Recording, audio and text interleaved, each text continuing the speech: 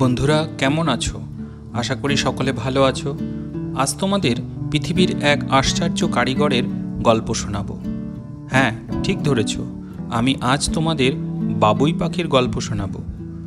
বাবুই হলো পৃথিবীর এমন এক সুনিপুণ দক্ষ শিল্পী যে সে এমন সুন্দর আশ্চর্যজনকভাবে তার বাসা বানায় যা দেখলে তুমি অবাক না হয়ে পারবে না।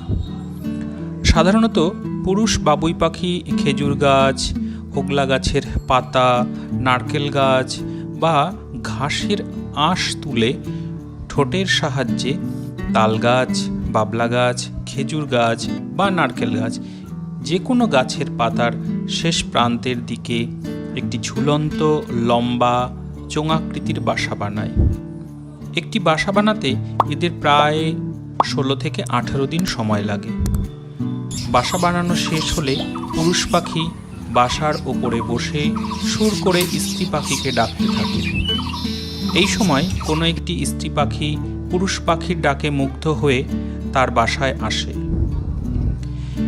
এখানে এই স্ত্রী পাখিটি পুরুষের ডাকে আকৃষ্ট হয়ে তার বাসায় এসেছে।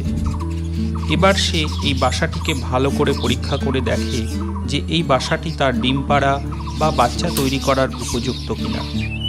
যদি স্ত্রী পাখির এই বাসা পছন্দ না হয় তাহলে পুরুষ পাখিকে আবারও কষ্ট করে আরও একটি বাসা বানাতে হবে। এই স্ত্রী পাখির বাসাটি পছন্দ হওয়ায় সে পুরুষ পাখির সাথে তার সংসার তৈরি করার সিদ্ধান্ত নিয়েছে এবং কয়েকদিন পর ওই বাসায় সে ডিম পাড়ে।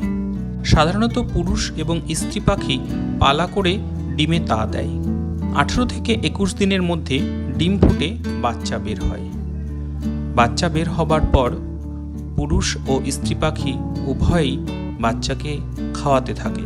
খুব সুখেই কাটছিল এই বাবুই দম্পতির সংসার। কিন্তু একদিন এই সংসারে ঘটল এক বিপত্তি। যখন মা এবং বাবা বাবুই তার ছানার খাবার আনতে গেল, তখনই বাসায় আক্রমণ করল এক দাঁড়ার সাপ।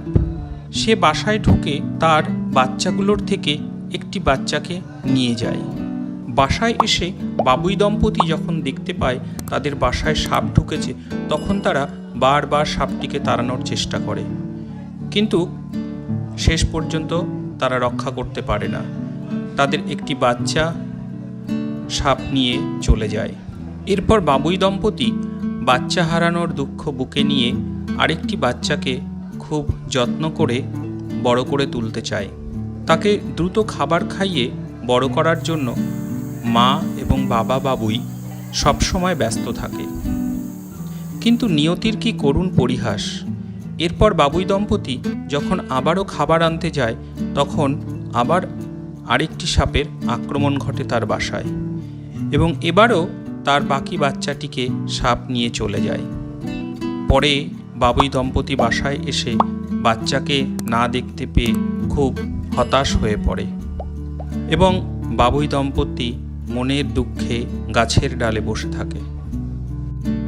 বন্ধুরা, কেমন লাগলো আমার এই ভিডিওটি? যদি ভালো লাগে তাহলে অবশ্যই চ্যানেলটি সাবস্ক্রাইব করে পাশে থাকা বেল আইকনটি প্রেস করে দিও, যাতে যখনই এই ধরনের ভিডিও দেব তার নোটিফিকেশন সবার আগে তোমার কাছে পৌঁছে যাবে। আজ এখানেই শেষ করছি। দেখা হচ্ছে নতুন কোনো ভিডিওয়।